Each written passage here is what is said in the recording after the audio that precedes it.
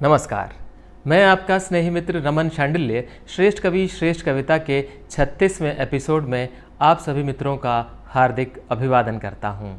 आज के इस एपिसोड में निदा फाजली की रचना दोस्त बनाते रहिए लेकर आ रही हैं अर्थशास्त्र की पूर्व एसोसिएट प्रोफेसर श्रीमती विनीता गुप्ता।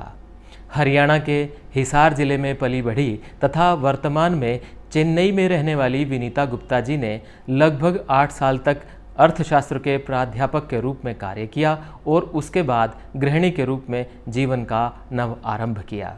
बहुआयामी प्रतिभा की स्वामिनी विनीता जी ने न केवल अपने पति एवं बेटियों के लिए जीवन समर्पित किया, अपितु सामाजिक एवं कला के क्षेत्र में भी अपने कौशल का प्रदर्शन किया।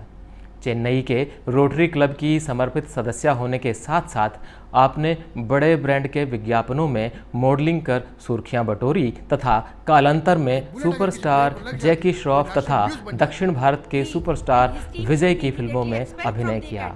बिगिल नाम की फिल्म में आपके अभिनय को खूब सराहा गया। हॉटस्पॉट पर प्रदर्शित ट्यूलिप्स में भी आपने अपने अभिनय का लोहा मनवाया और वर्तमान में YouTube पर प्रदर्शित हो रही फ्लैटमेट्स में भी आपने भावपूर्ण अभिनय किया। तो आइए आज की काव्य प्रस्तुति के रसस्वादन के लिए हम स्वागत करें रंगकर्मी होने के साथ साथ रचनाधर्मी श्रीमती विनीता जी का। श्रेष्ठ कवि श्रेष्ठ कविता के सांझे पटल पर मैं विनीता गुप्ता चेन्नई से आप सबके सामने बहुत ही प्रसिद्ध शायर निदा फाजली जी की एक मशहूर रचना जिसका शीर्षक है दोस्त बनाते रहिए प्रस्तुत कर रही हूँ और उम्मीद रखती हूँ आप सबको भी बहुत पसंद आएगी। तो लीजिए प्रस्तुत है दोस्त बनाते रहिए। बात कम कीजिए जहानत को छिपाते रहिए, बात कम कीजिए जहानत को छिपाते रहिए, अजनबी शहर है ये दोस्त बनाते रहिए, अजनबी शहर है ये दोस्त बनाते रहिए। दुश्मनी लाख सही खत्म न कीजिए रिश्ता,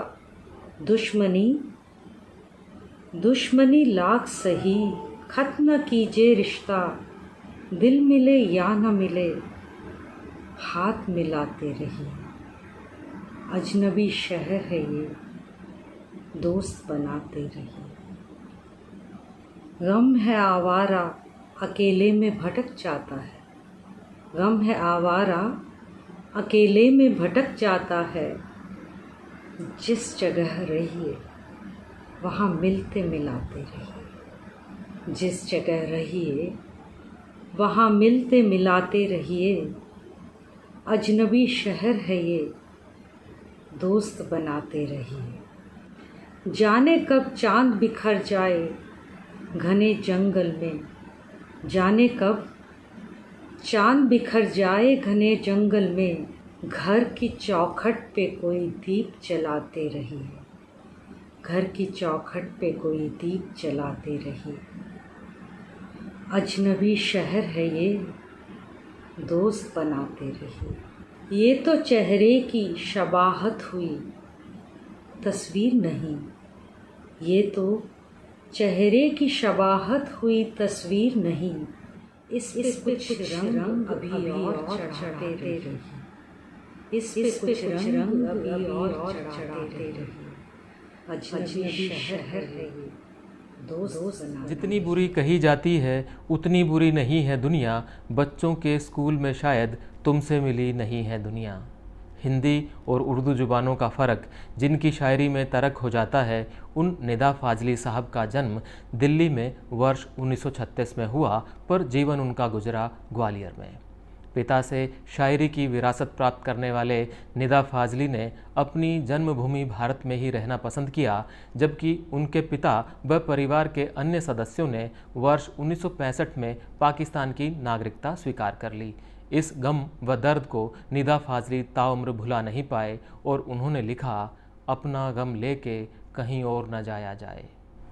उनकी शायरी में जहाँ मीर और गालिब का प्रभाव नज़र आता है, वहीं मीरा और सूरदास का काव्य रस भी टपकता है और साथ ही जुड़ता है T.S. इलियट, गोगोल तथा चेखोव जैसे साहित्यकारों का असर भी।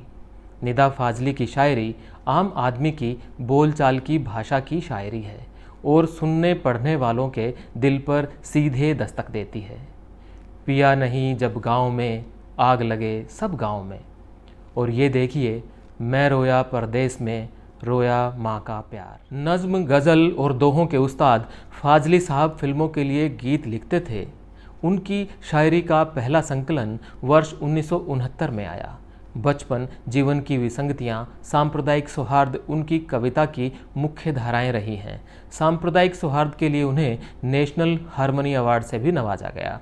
हिंदी, उर्दू एवं गुजराती में 24 पुस्तकों के रचयिता फाजली साहब दरअसल मानवतावादी थे और धर्म की संकीर्ण दीवारों से हमेशा ऊपर उठकर लिखते थे। उन्हें वर्ष 1998 में साहित्य अकादमी पुरस्कार से सम्मानित किया गया तथा वर्ष 2003 में उन्हें सुर फिल्म के लिए श्रेष्ठ गीतकार का अवार्ड मिला। वर्ष 2013 में उन्हें पद्म श्री अवार्ड की गई। साहित्य साधना के अपने लंबे सफ़र में फाजली साहब ने गद्य भी लिखा, पद्य भी लिखा और क्रिटिकल बुक्स भी। उनकी शायरी का निराला अंदाज ही उनकी शायरी की कोटेबिलिटी का कारण है। यह शेर देखिए, औरों जैसे होकर भी हम बाइज़्ज़त हैं बस्ती में, कुछ लोगों का सीधापन है, कुछ अपनी अय्यारी है। या ये शेर जो उनका ट्रेडमार्क ही बन गया, कभी किसी को मुकम्मल जहां नहीं मिलता, कहीं ज़मीं तो कहीं आसमान नहीं मिलता। निदा, जिसका शाब्दिक अर्थ है स्वर, एक ऐसा नाम है जो वर्षों वर्ष हमारे दिलो दिमाग पर तारी रहेगा। इस यशस्वी शायर का निधन वर्ष 2016 में हुआ। श्रेष्ठ कवि, श्रेष्ठ कविता की पूरी टीम उन्हें भावपूर्ण नमन करती है। अगले सप्ताह फिर मुलाकात होगी एक अन्य श्रेष्ठ कवि की श्रेष्ठ कविता के साथ। तब तक हमारा नमस्कार।